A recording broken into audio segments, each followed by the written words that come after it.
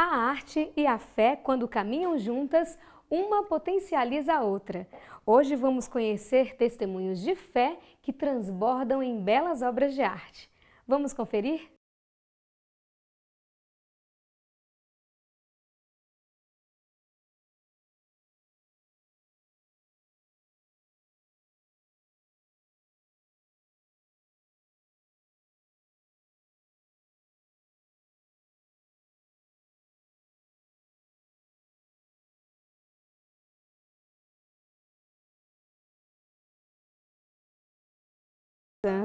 A irmã Zélia, que é da congregação das Irmãs de Santa Marcelina, trabalha escrevendo ícones. E mesmo com problemas na visão, que já até a idade também, né, irmã? A senhora se dedica a ensinar outras pessoas e a continuar escrevendo. Como que começou essa arte da iconografia na vida da senhora?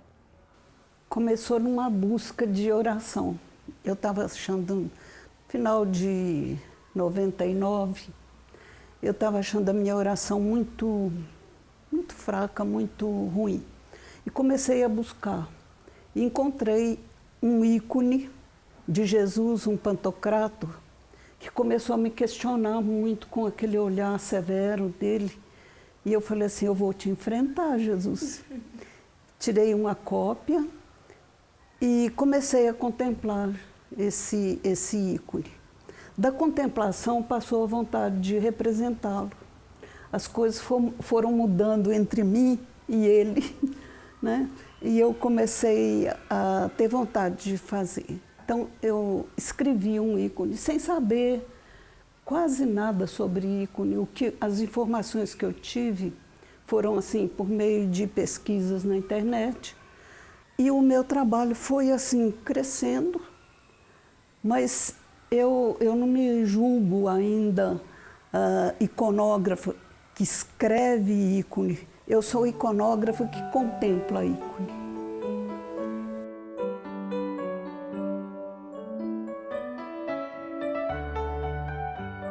Agora a gente percebe que tem características próprias, né? Quais são assim o que distingue um ícone de um quadro comum?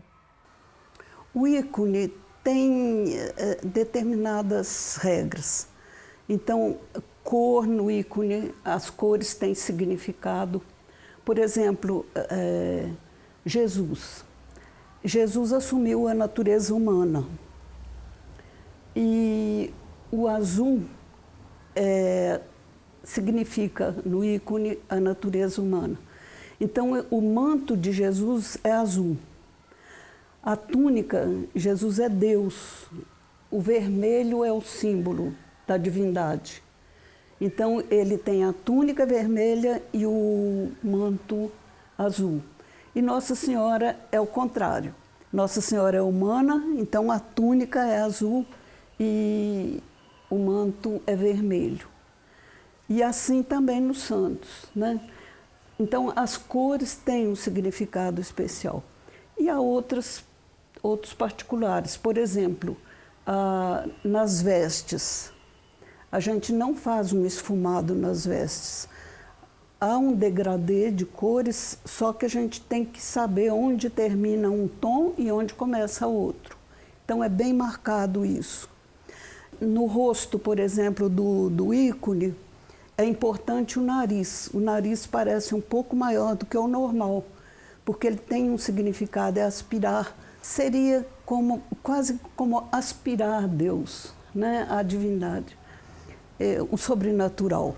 A boca deve ser pequena, porque o silêncio é muito importante.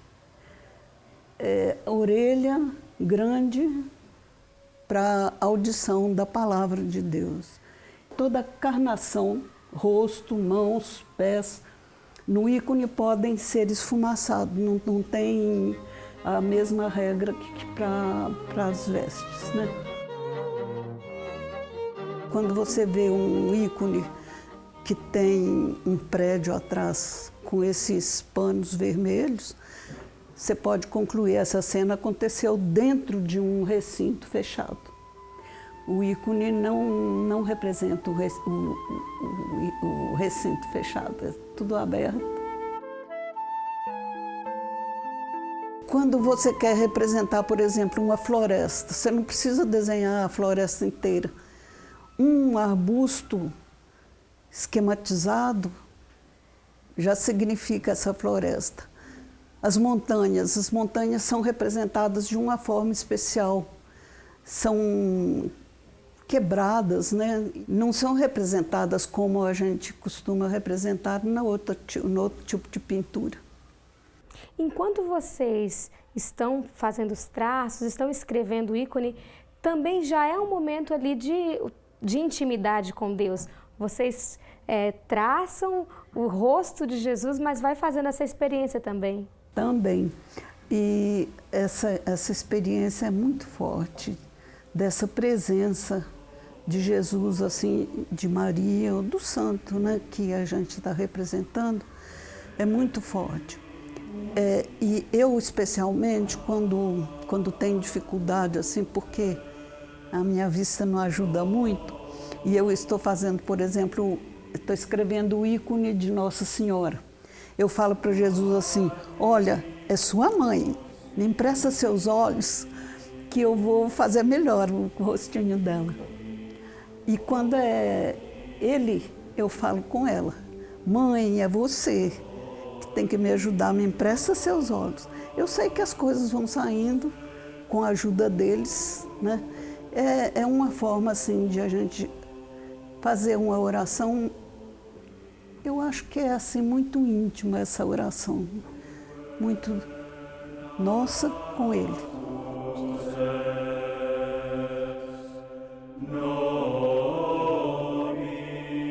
O trabalho com o ícone, ele exige também delicadeza, muito tino para o detalhe mesmo, mas paciência também, não é, irmã? Porque demora para se fazer. Precisa paciência, precisa muita observação, né?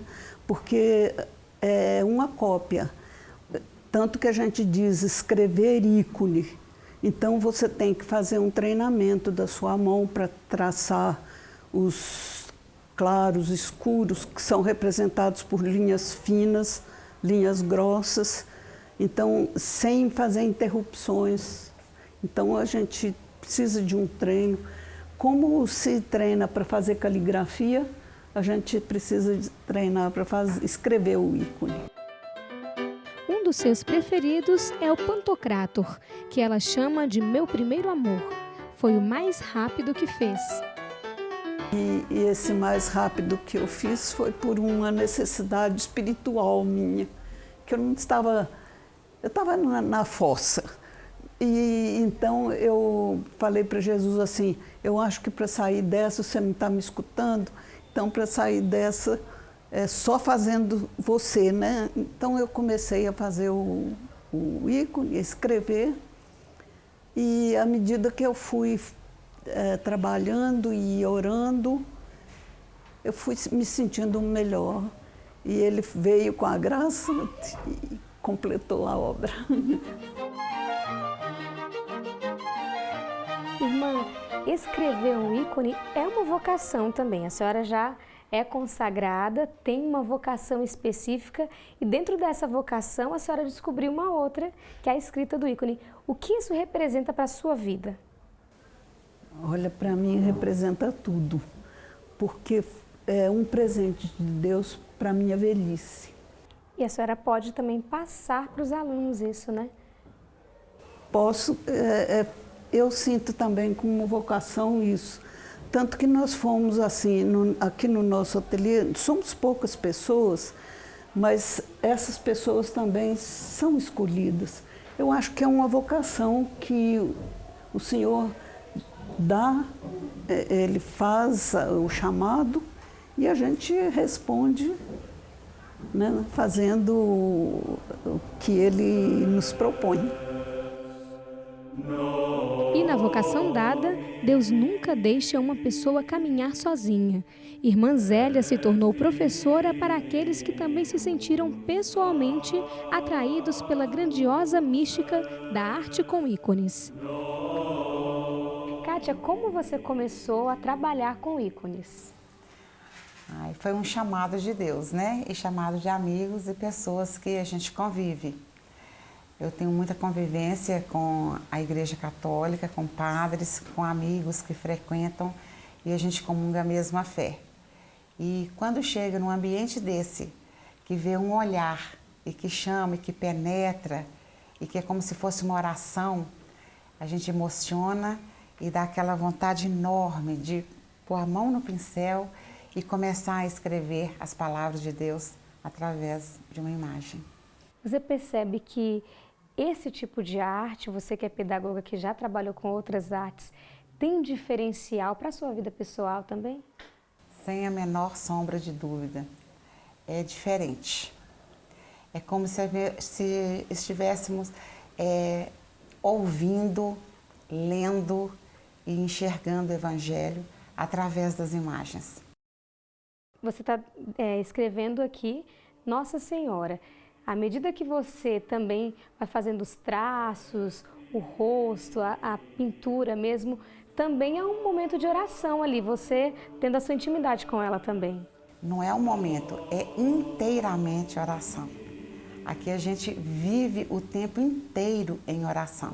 A partir do momento que você começa a escrever, você tem o pensamento voltado só para isso. E como que foi assim o aprendizado também com a irmã? Nossa, a irmã é a nossa mestra, a nossa artista, a nossa mãe, né? Não tem palavras para falar da irmã Zélia.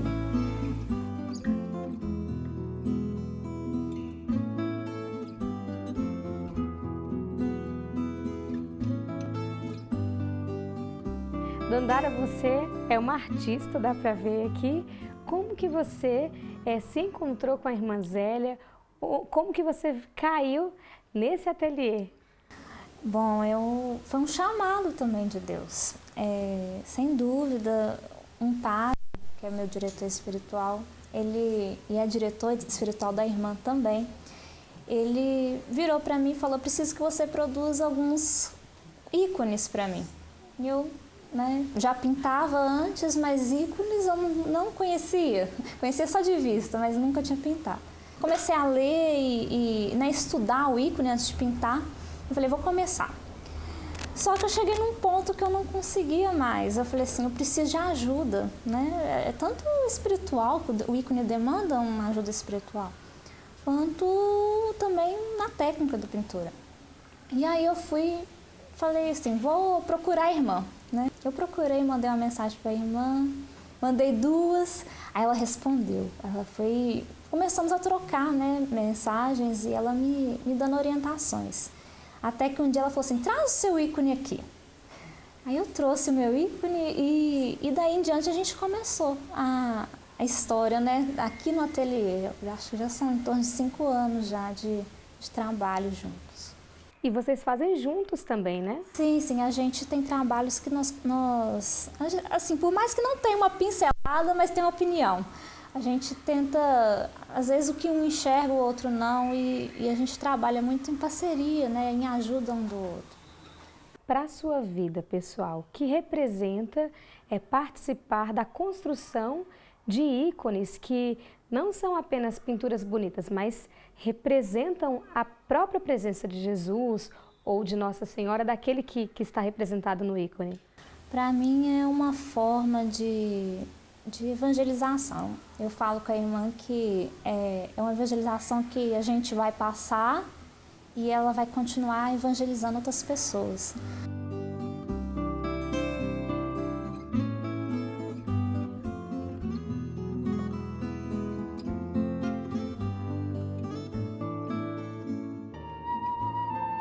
Seja na vocação religiosa ou na arte, quando Deus chama, não tem como negar.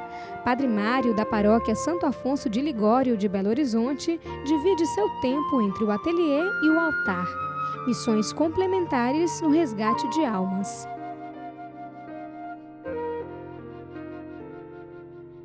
A fé que cada cristão tem, ela não é abstrata, mas real e se manifesta de diversas formas. E aqui no ateliê do Padre Mário José, ela se transforma em belas esculturas. Padre, como que o senhor descobriu esse dom, esse talento para a arte de esculturas como essa? Quando eu fui descoberto como gente. Eu sempre brinco que a arte começou comigo, né? Se é uma coisa que é um dom, todo dom nasce com a pessoa. A gente vai desenvolvendo esse dom ao longo do tempo, né? Com vários condicionamentos, incentivos e tudo mais. Eu tive bons professores de educação artística, eu fui levado a uma sensibilidade mais aguçada quando criança.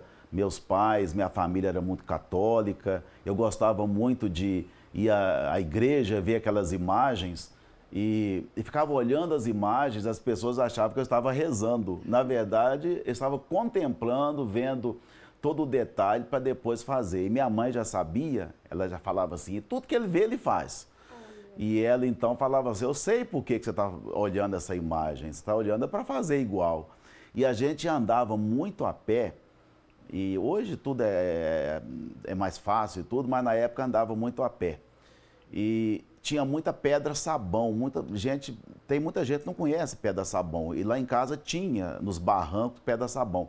Eu já via aquelas imagens, chegava em casa, pegava a faca e já ia fazendo, do meu jeito, criança daquele jeito e tudo, mas já tinha essa aptidão para arte. Minha mãe varria terreiro, que o terreiro estava limpo, falei assim, já até uma tela pronta. Pegava carvão e desenhava o terreiro todo. A mãe ficava com muita raiva e tudo, porque o terreiro, não, para mim era arte.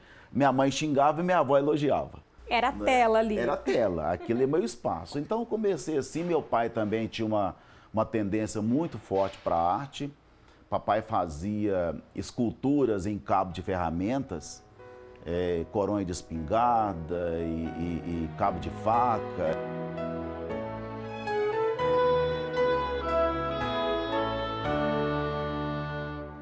Agora a gente vê, é tudo muito bonito, mas tem características próprias, né? É feito de papel, tem papel, arame. Como que é essa técnica e como que o senhor descobriu? A gente vai descobrindo, a arte é uma descoberta constante. Tem vezes que a gente pensa uma coisa, está dormindo, acorda pensando, a vontade da gente... Aí eu entendo um pouco o que é que o escritor faz, né? A vontade da gente é levantar e começar aquilo para ver se dá certo. A gente fica doido que amanhece o dia para a gente começar aquilo. Então a gente vai experimentando uma técnica, experimentando outra e tudo, e depois vai chegando. Eu não estou falando que isso já está no ponto bom, já está no final, não. Muita coisa ainda vai acontecer, eu vou me aprimorando e tudo, eu vou chegando lá. Qual é a técnica que o senhor usa? Papel? O que mais que o senhor foi pesquisando e descobrindo e acrescentando também, né? A técnica básica e o material básico, digamos assim, é o papel machê, que já é uma coisa já conhecida, usada muito aí. Agora, eu acrescentei outras coisas, a estrutura da imagem de arame, não é? E o papel machê para fazer a estruturação da imagem, depois eu visto a imagem, tem outro tipo de preparação, já não é mais com papel machê, não é? Então, assim, são várias técnicas, eu diria que é uma imagem, são esculturas feitas com técnicas mistas, né? Padre, agora a gente olha, o senhor é padre, pároco, né? De uma paróquia, como administrar o tempo, como conseguir ter a vivência paroquial do senhor e também achar tempo, que já é um ritmo bem acelerado que os padres vivem, para achar tempo também para se dedicar a essas artes. Com certeza. É só não separar as coisas. A gente é um todo.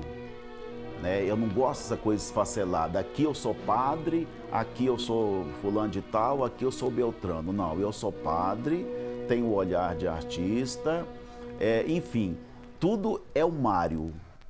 O pequeno ateliê do Padre Mário se torna um ambiente de oração, momento de restauro interior que favorece também o trabalho na paróquia. Eu não estou num ateliê comum, eu estou aqui num ambiente de oração. Não é? Quando eu estou aqui, estou me descansando. Para quê? Porque eu preciso ter qualidade na minha doação na paróquia. O paroquiano deve entender que quando eu estou aqui, eu estou ajudando a paróquia. Não é? eu estou me descansando, eu estou me aprofundando. Quando eu faço uma imagem dessa, como esse santo, que é o Santo Afonso, que é o padroeiro, o que eu estou fazendo? Eu estou fazendo, mas estou pensando no Santo Afonso. Eu estou querendo comunicar, pensando na comunicação que eu vou passar para a paróquia através da imagem, da figura de Santo Afonso, do exemplo, das cenas que passaram na vida dele. Então, eu vejo isso tudo como uma harmonia muito grande. Então, para mim, não tem duas coisas. É o Mário, é o padre, é o artista, é tudo misturado, né? Sempre são obras sacras as suas esculturas, padre? Basicamente, sim.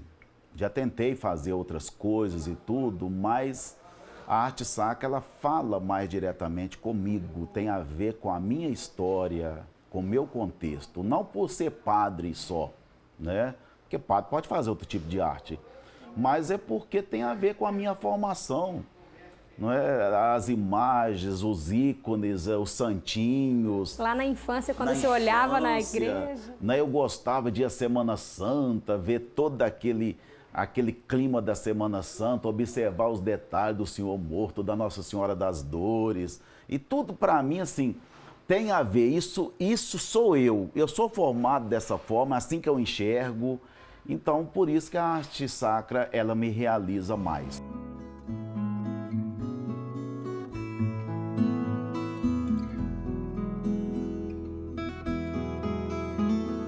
Eu vejo, por exemplo, um espaço vazio.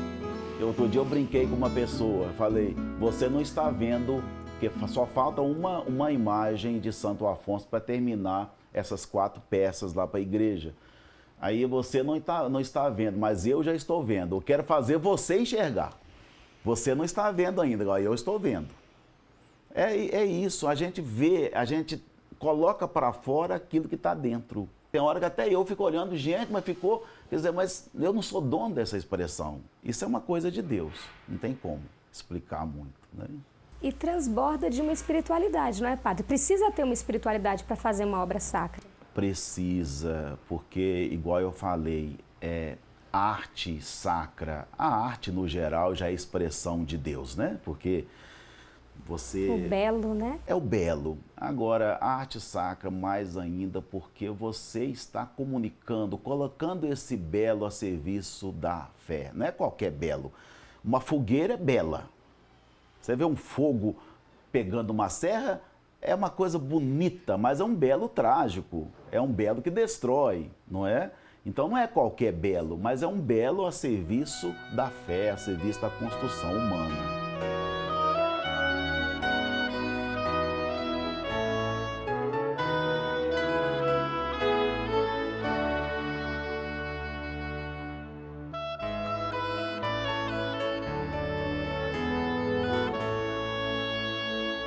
Quando o senhor ver pronto, qual é a sensação, o sentimento de olhar para uma obra que, na verdade, vai ser contemplado pelo senhor mesmo e por tantas outras pessoas que vão ser impactadas pela evangelização daquela obra que o senhor criou? Quando eu vejo pronto, eu falo assim, eu quero fazer outra. A gente não para. Por que você vai falar, tem tanta peça, não terminou uma, já começa outra? É aquela coisa, aquela ânsia de fazer. A gente não para, não é? A criatividade, ela é constante. E eu posso estar andando na rua e de repente penso numa coisa e estou dentro dos ônibus, estou pensando. Então, assim, quando eu termino, eu falo, opa, agora eu acabei de comunicar uma coisa, agora eu quero comunicar outra. Porque a gente não fala uma palavra só, não é? Então a gente fala várias, então eu quero falar mais através da arte.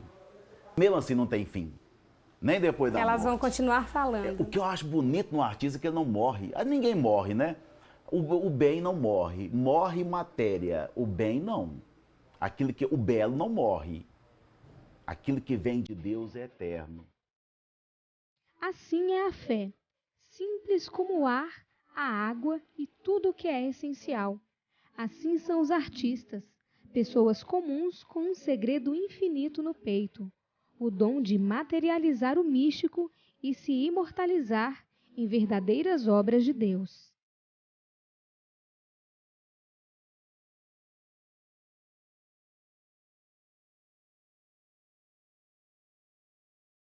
Hoje nós vimos que a arte fala por si mesma e quando ela está unida à fé, ela se torna um evangelho vivo. E você, conhece histórias de fé como essas? Envie um e-mail para nós. Vamos nos emocionar juntos com verdadeiros exemplos. Até o nosso próximo encontro.